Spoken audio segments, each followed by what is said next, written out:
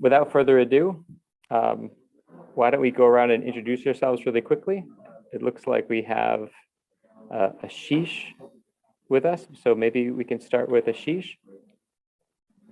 Sure, thanks, Ben. Hi, everyone. I'm Asheesh Lanba, Assistant Professor of Mechanical Engineering here at the University of Southern Maine. I'm also the Director of the Composites Engineering Research Laboratory that we have over here. And I've been working with Dean from e-NABLE and with the Portland Rotary Club and the Yarmouth Rotary Club, also a member of the Portland Rotary Club, where we've been making and delivering 3D printed prosthetics to the Dominican Republic and with a plan to go to India as well. I'm happy to be here. Maybe we can pass it over to Dean. Okay, I'm Dean Rock. I work with the Rotary in Portland, Maine. I also work with Asheesh Lanba at the University of Southern Maine. I'm retired, but have been focused on delivering prosthetic devices, particularly arms in my case, hands and arms, in the Dominican Republic. And we have quite a little organization going now with an entity down there, an NGO that has formed as a result of this collaboration. And we've also found a great need for prosthetic legs. And so that is an ongoing part of our mission. And they currently have a waiting list of around 1,000 people. So huge need. And that's me. I did talk to Graviel last night, and he said he would try to join this meeting. He's the director of that organization, Centro de Prosthesis in Dominican Republic, and he said about 70% of the 1,000 are lower limb. I think he said, yeah, somewhere around there. So a huge need. Maybe we can pass it to Nadir. Oh, sure.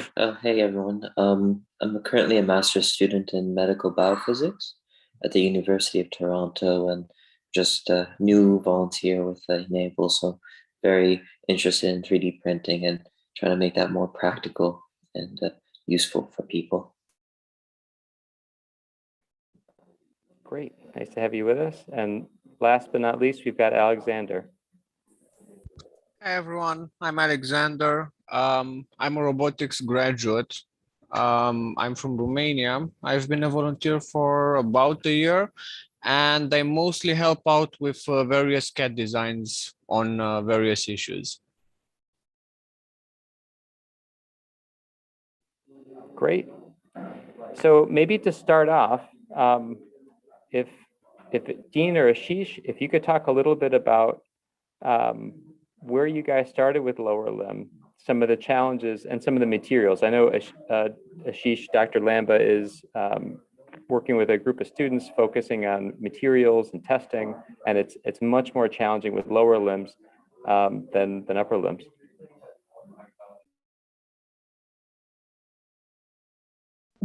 Sure, I can give an overview of what we're doing at the university this semester, and then Dean, maybe you can talk about some of the that design that we once tested, and then I can talk about some of the testing that we did over there. So yeah, no, this semester we have in our engineering program, it's the capstone design experience, which happens for our junior and senior engineers. It's the first course that's part of the curriculum. It's called the Junior Design Project and the Engineering Profession. And as a part of that coursework, the students have to use the engineering design process to design and prototype things. And this is like their first project that they do in their curriculum. And this semester, they're working with lower limb prosthesis. And, the requirements that they've been given allude to, they need to be, under $150. And also another requirement that they've been asked to fulfill is that it has to have some form of electromechanical actuation. And yeah, that's about it, what we have going on in terms of lower limb prosthesis this semester. We have the capability at the university of 3D printing a bunch of different materials. We've done everything from PLA, ABS, nylon, to PEEK, to reinforced PLA, reinforced nylon, And yeah, we recently got our Markforged printer going as well. So we are able to print like 3D print composites as well now. So yeah, that's what we have going on here at USM. Dean?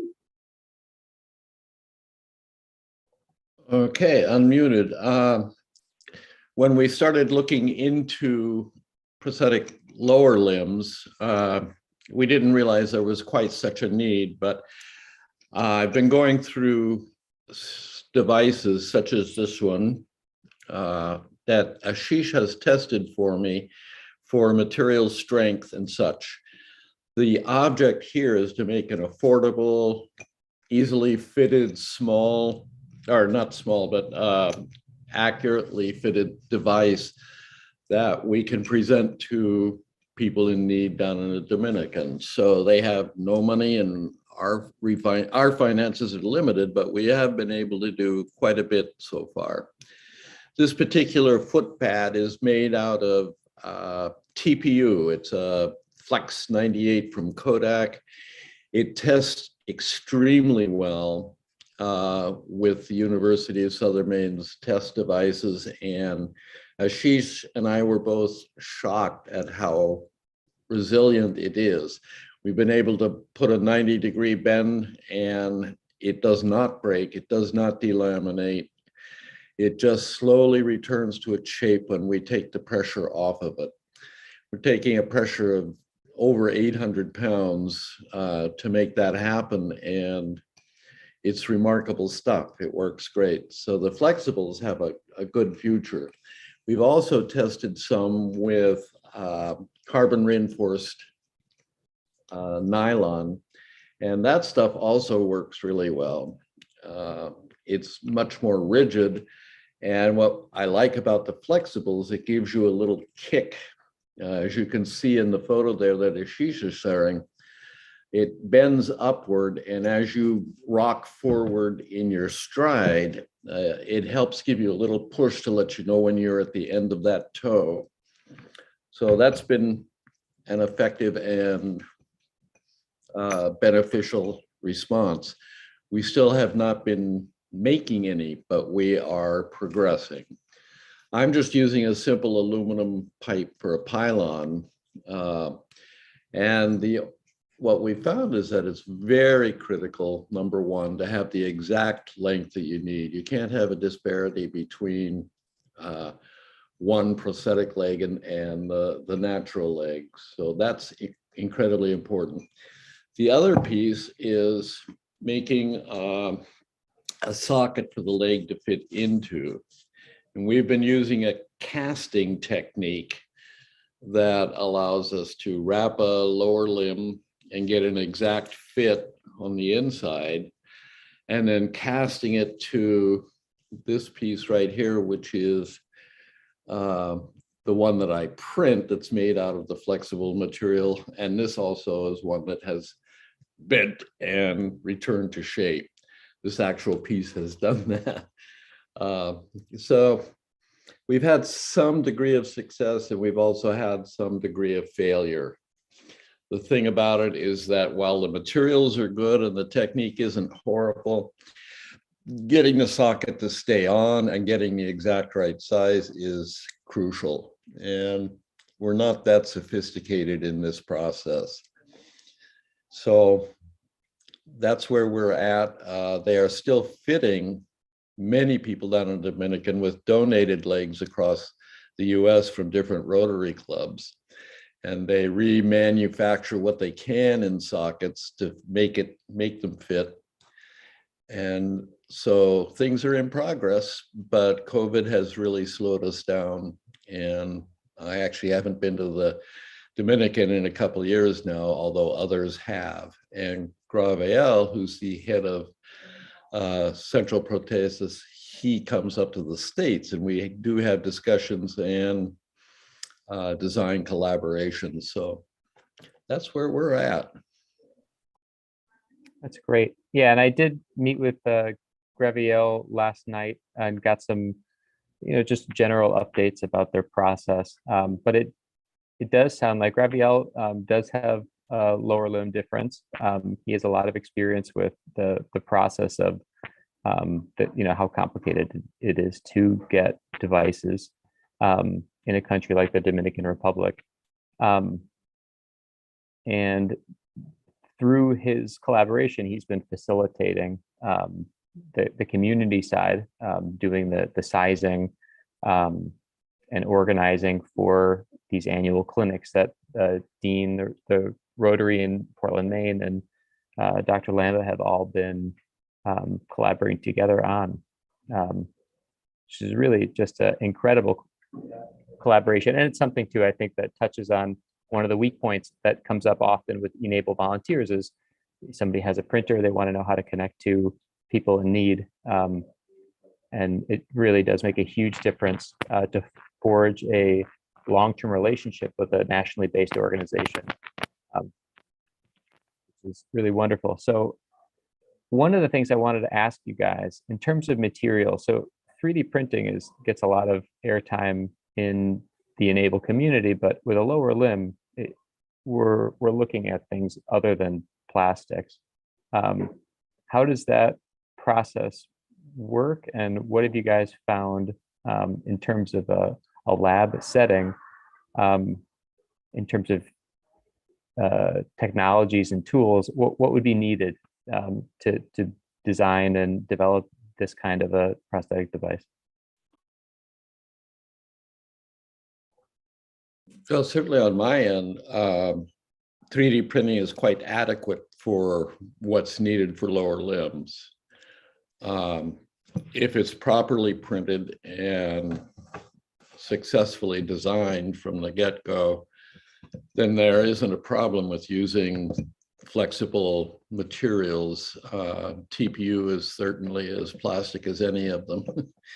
And aluminum pipe for the pylon is inexpensive and readily available. And so in those regards, 3D printing is eminently capable of providing the necessary pieces. What is really needed is on the other end, when we're measuring people to be fitted for devices, that has to be exceedingly accurate. Using a scanner is something that is in progress down there. They have a scanner and they're trying to learn to use it. They have a dedicated computer. And so those things are steps along the path.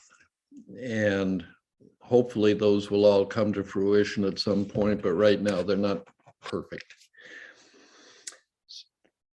So I don't see 3D printing as being a negative part of providing lower limb devices, but you just have to be aware of how important it is that they are strong enough and properly printed, because with a hand, you can make a mistake, the hand can break, it's not a huge thing.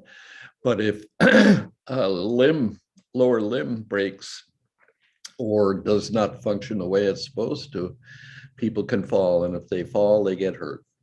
And that's the major difference between lower and upper limbs. So that's crucial. Asheesh, do you have anything else there? Yeah, no, thanks, Dean. I agree with Dean in saying that the 3D printing is probably accurate, but just as an addendum to that, we need to do more testing because we need higher reliability of the parts that are made as well. And that's something, as Dean alluded to, that if something breaks in your hand, it's no big deal. But if something breaks while you're using a lower limb, you can fall down, and that is kind of a big deal. One of the issues with 3D printing that's often touted for quote unquote manufacturing technique is that it's not high throughput. You can't get large numbers with 3D printing, right? With something like traditional injection molding or stuff like that. But for the need that is there, with the amount of 3D printers that we have out in the US, we can definitely make a big dent in the need that exists, in the places that's needed all over the world. And one other potential detriment of 3D printing that people might talk about is, because it's this additive manufacturing method, you can get a lot of pores and voids and things like that, which add as stress concentrators, which eventually lead to the material failing. Even under high cycles when it's been used again and again. So we have a project going on in our lab here at the Composites Engineering Research Laboratory where we're trying to investigate if there is heat treatments that we could do on 3D printed parts to improve their strength and their mechanical properties, so to speak, by trying to get rid of some of those voids and things like that via annealing and heat treating. So yeah, no, just Dean put it very eloquently, and I just like to add that a lot more testing is needed before things like these are the lower limb prostheses are deployed. Great. So maybe what I'll do is I'll share my screen. Unfortunately, we don't have the chapter leaders here with us, but I can share that e-NABLE does have several chapters that are working on lower limbs. So this is a chapter spotlight for Smart Hand in Aleppo, Syria. Unfortunately, they weren't able to join us today or yet. I am getting some WhatsApp messages from them, so hopefully we can help them get into this meeting. But Ahmad has been working on different designs, again, using aluminum, but also using a CNC machine. It sounds like the materials become, and the material science becomes a pretty big factor in the designs that they're working with, in a similar way that Asheesh and Dean are working on doing the testing. There is also a device in Paraguay. I'll share these chapter spotlights in the chat. Paraguay has been working on lower limbs for a few years now. And again, they'll be sharing an interview tomorrow, a live interview with one of their device users who's using a lower limb device. It does sound like it's a limited test. They have about 10 users with 3 different amputation levels. So trying to get a sense of that user feedback. I think a lot of it has to do, just like Dr. Lanba and Dean were saying, that the safety is a much bigger concern than with the upper limb devices, where if they break, you drop your drink instead of falling down the stairs. So I just wanted to bring that up, that there are these other chapters that are working on different designs. Open source lower limb devices in the US are complicated in that I think there's more liability, there's more resistance, I think, to collaborations with hospitals at this moment. But for countries like the Dominican Republic, where there's such a large need, and Syria and Paraguay, it really is the forefront of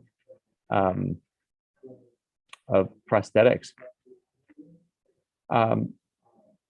So maybe to ask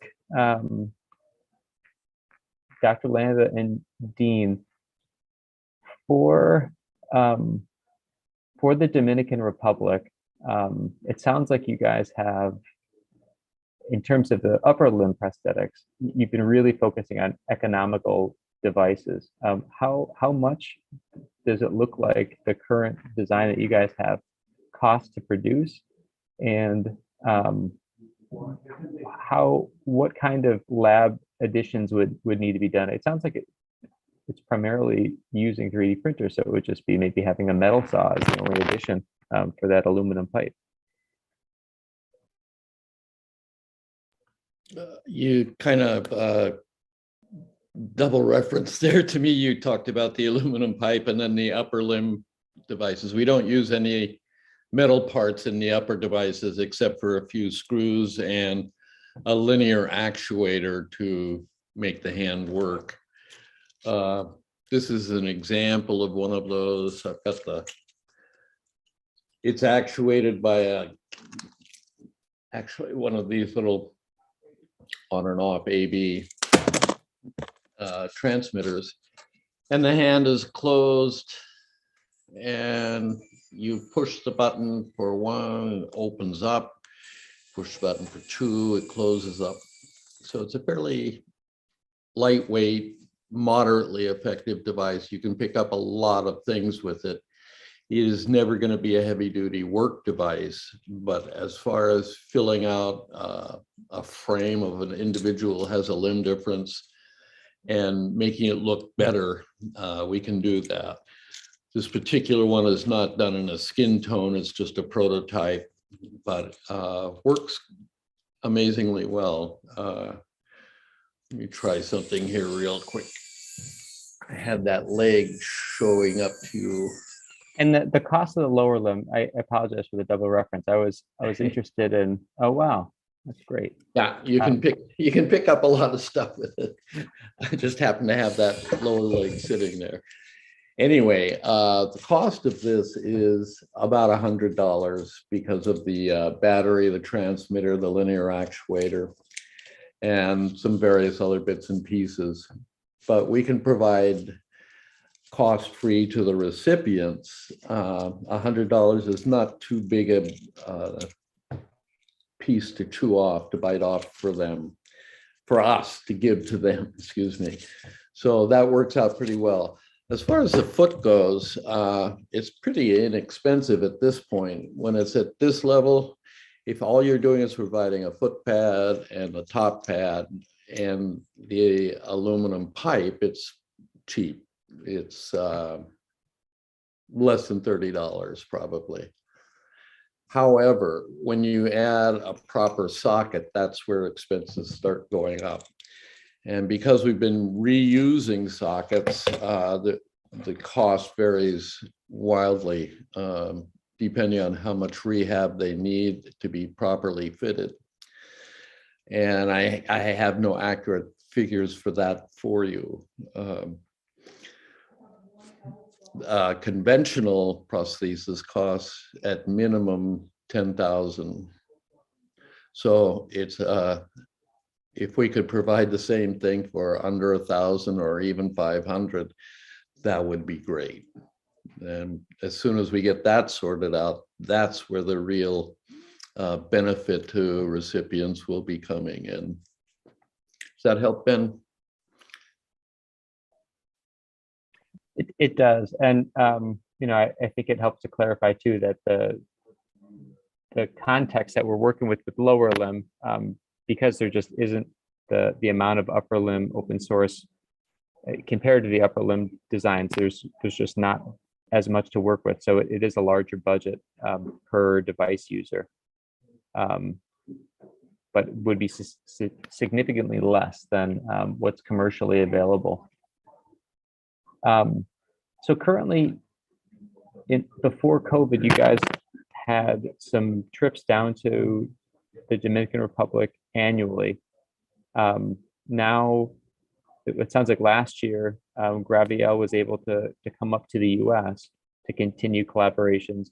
What are the next steps for your collaboration moving forward?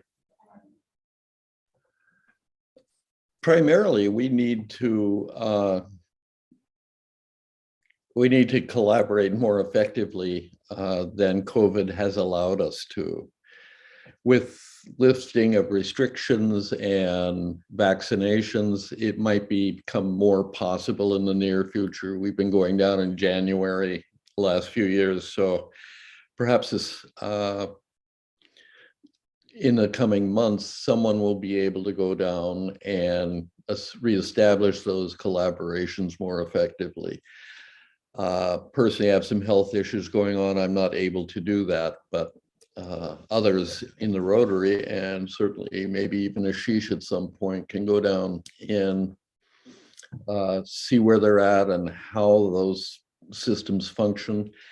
Also, Central Protesis is building a building. They had some land donated, and they had they're very far along in getting that. Yeah, you can see there.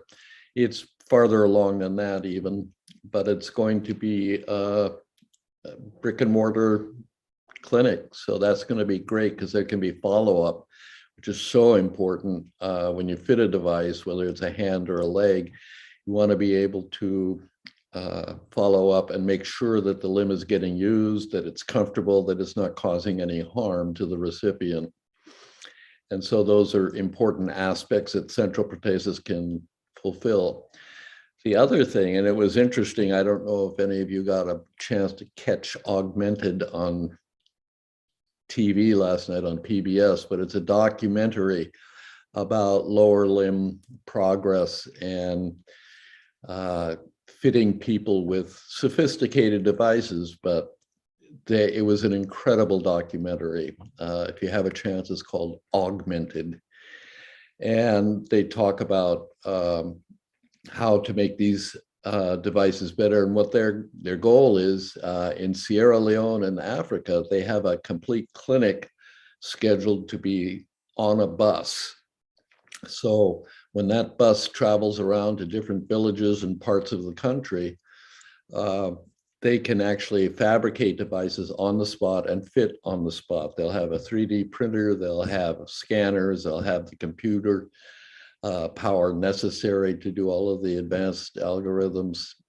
And what's interesting to me, especially about that, is that that's a goal we've had in the Dominican for a while. We have a used school bus that was donated that is being refurbished and will at some point provide a traveling clinic that can actually go to the villages. People have a hard time in the poverty level that they experience in getting to major urban areas or where the clinics might be happening. So it's a good deal. And it was just interesting to get so validated with this impressive documentary that we were doing something similar. And our ultimate goal is to have the Dominican Republic provide its own printing and fitting, and we want them to be independent. For right now, that isn't possible, but with the ultimate goal in mind of them doing it all themselves, that would be excellent. Anything else, Asheesh? Okay. Yeah, and I think as a model, this kind of a collaboration between an e-NABLE volunteer, a university, a Rotary, and a nationally based organization really is a strong team. And it does, I think each component, each partner in the team is really bringing in some unique assets, and it's a great model to check out and emulate. Dr. Lanba and Dean and I have been working on an article about the work that they're doing. So we'll have a little bit more in-depth coverage of not just the lower limb, but also the upper limb and bionic designs that they've been coming up with. So maybe this is a good moment to open things up to Nadir and Sean. Do you guys have any questions or?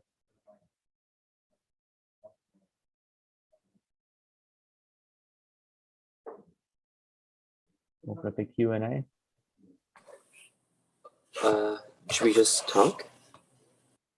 Okay, thank you. I just had a quick question. You were saying before, like you were mentioning the testing of the lower limbs and ensuring that they're at the right strength level to support people's weight. Would first of all designs work for any weight level? Like, or do you have to redesign it for different weight levels? And I guess a follow-up question would be, you were showing a setup for testing whether or not the lower limb would work well, but how would you do that at a home setup, like for conventional volunteers? Thank you. Yeah, I can take that one. So just to share just reference, this is the setup that we had. This is basically just a load frame, which we have in our material science lab. We just pull material apart. I just took out the gripping fixtures off and then kind of jerry-rigged this whole setup to do that testing. To answer your first question, we did this for a very, very heavy person, and then there was a factor of safety involved as well in finding out what the load was going to be.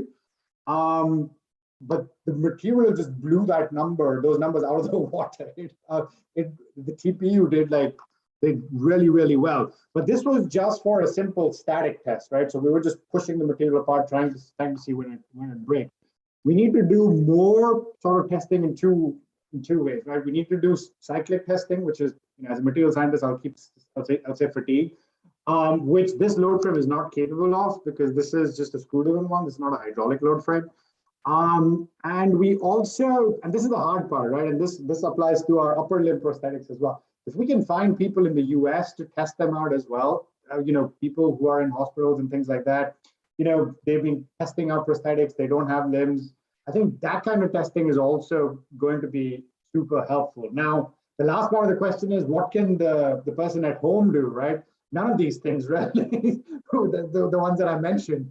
So yeah, no, I think, yeah, figuring out that portion between doing making stuff at home and getting it out to someone in the field and bridging that gap between the testing, I think is going to be key, right? And for us, it's okay because I'm at the university and we can do these kind of tests and things like that. But then we have the issue of not being able to actually test our devices with people before we send them out. So there's growing pains and things to figure out there logistically for sure. So yeah, Dean, do you want to add anything?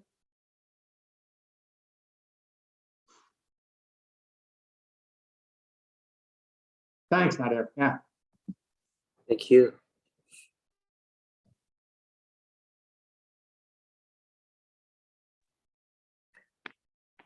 I think something, Dean's got his hand up. Yeah, I do have one more thing to add. I was working with a fellow in Las Vegas who was a fairly recent amputee, and we fitted a leg to him, which we did at a distance. He did his own socket casting process, and I made the leg, and it took us several iterations, but we got it done. He can't wear it because his amputation is too sensitive. There's too many nerve endings still, and he needs to heal up.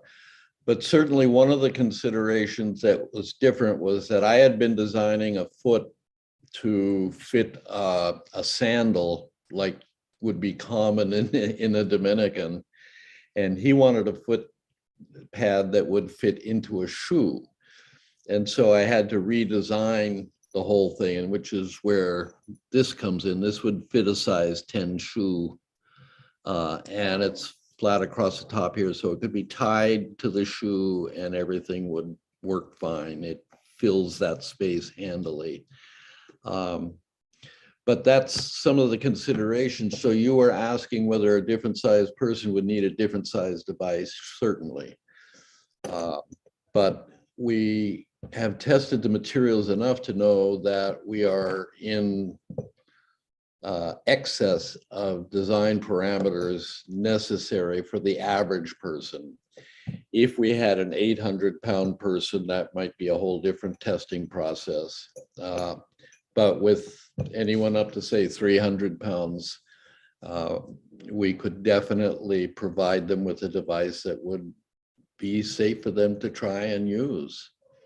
But there are a lot of other considerations that go in. And so we have to be very cognizant of what our parameters are with that individual client, as well as the preciseness of the fitting. Hope that helps, Nader. I mentioned before that in addition to some specific sizing, there are some challenges with the FDA. I'm going to share a link right now, FDA regulations. That is something that doesn't apply to international projects, and doing the research in the US is not a problem. But I'm sure as additive manufacturing and some of the contributions of these kind of collaborations between volunteers and hospitals and between e-NABLE team members and national organizations develop, the dialogue with these kind of prosthetics and the FDA will continue.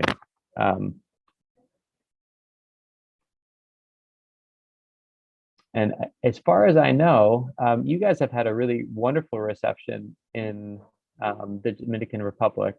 in terms of working with hospitals and the doctors there, correct? And then we'll pass it to Nader after that. Yeah, for the most part, we have had a very effective collaboration, and there are several doctors consulting with Central Prothesis now. We initially started a collaboration with a large public hospital in La Romana in the Dominican, and that lasted for a few years, but we've kind of gone different directions at this point. And with the advent and implementation of what we want to accomplish by Central Prothesis, we've gone away from the hospital collaboration. But that said, people are very receptive generally to our presence, and people are in such need, there's very little to deter us from pursuing that farther.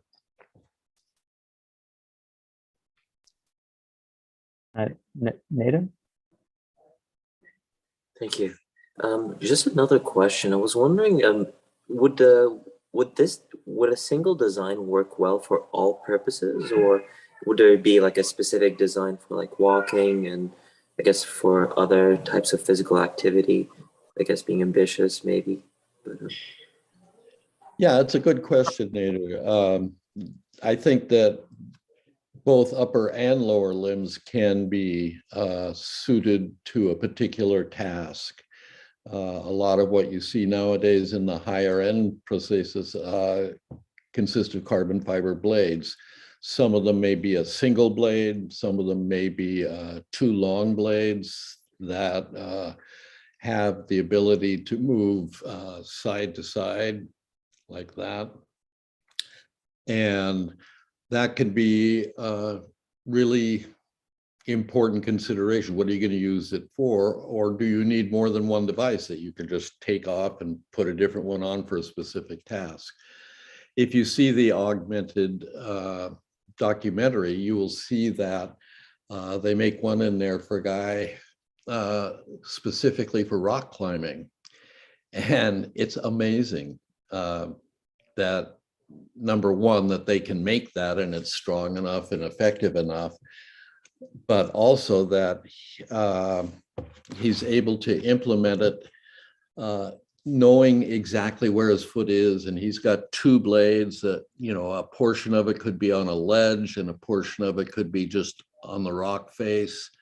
And so he's able to know where his foot is and what his foot's doing as he uses this particular device. So yes, in general, we're making simple, basic, low-end things. It's more like a 3D printed peg leg that the pirates used to wear, you know, the wooden leg of yore. And so we're kind of down at that end. But there could be instances where specific devices for a specific need could be constructed. What's really nice about the one that we're kind of looking at least in overview, is that it's completely waterproof. It has some inherent ability to push off that, so you don't have the thing so much called toe drag, which is a problem for people with prosthetic limbs. And when you watch people who have the currently modern devices, their gait is so natural and they are so able to incorporate it into their everyday life. It's remarkable. I mean, it's really a joy to watch. And they've discovered, as you'll see in the documentary, a variety of ways to better implement all of that. And so again, I can't recommend this documentary enough. It was really eye-opening even for me, who plays around with this stuff. So there you go. thank you. No, that's totally a really good recommendation. If I may ask another question, sorry. How long would you recommend once you start getting these to people and they actually start wearing them? Like, how long would the longevity of these prosthetics be? Yeah, the longevity of the device itself is up for grabs. We don't have an idea on that right now. What we do know is that it's fairly easy to replenish and inexpensive to replenish. So if it did wear out or did need replacing for whatever reason, it would be pretty simple to do. There's only 2 nuts and bolts that hold this on, and the same at the top. It's kind of a mirror image of that. So that part is not difficult to deal with. We just don't know how long it would last. And it's going to depend on the user. You know, are they a 300-pound person who jogs? You know, or is this going to be just walking? We're looking at the low end of how do you get around better? How can you be more effective? And by far, the majority of people would like to be able to just move without being in a wheelchair or even without crutches. They may need a cane, that's fine. They may learn to have that natural gait that I spoke of. And that natural gait would be the goal, the mission, but that may not always be possible. But it's still better than sitting all the time. So if we can get people up onto 2 relatively functional limbs, that would be a huge change in their life. Thank you so Anything much. else, Peter? You got great questions. It's okay.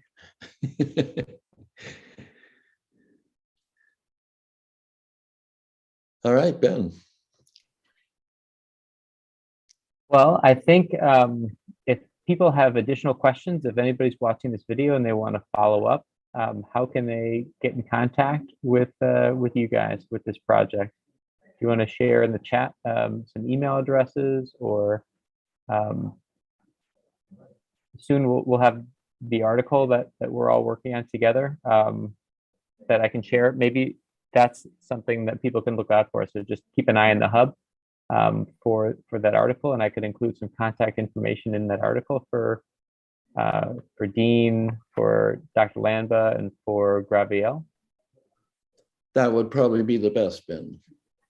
Yeah, use that. Use the hub as the contact point. If you see things that need to be passed along, you can do that. I know it's more for you, but it saves on this end. Great. And Dr. Lanba also did share some contact points there, so you can follow his work on Twitter, find him on LinkedIn, or send him an email directly. Great. Well, again, thanks everybody for coming together today. I do apologize for the shift in presentations. I did hear from Ahmad in Syria that they're out of electricity. So there are some issues that do come up at some of the different chapters for doing the kind of work that they do. And tomorrow at 12 p.m., if anybody's available in EST time zone, to join, there'll be a device pilots meeting. That's a good opportunity to learn a little bit about the chapter in Paraguay. They'll have a device user on the call. It'll be in Spanish, but we'll translate it to English for the recording. And again, I added that earlier in the chat, but for anybody else who is just joining, I'll add that really quickly. Great. So thanks again for joining us today, and bravo on your wonderful work and contributions, Dean and Dr. Lanba.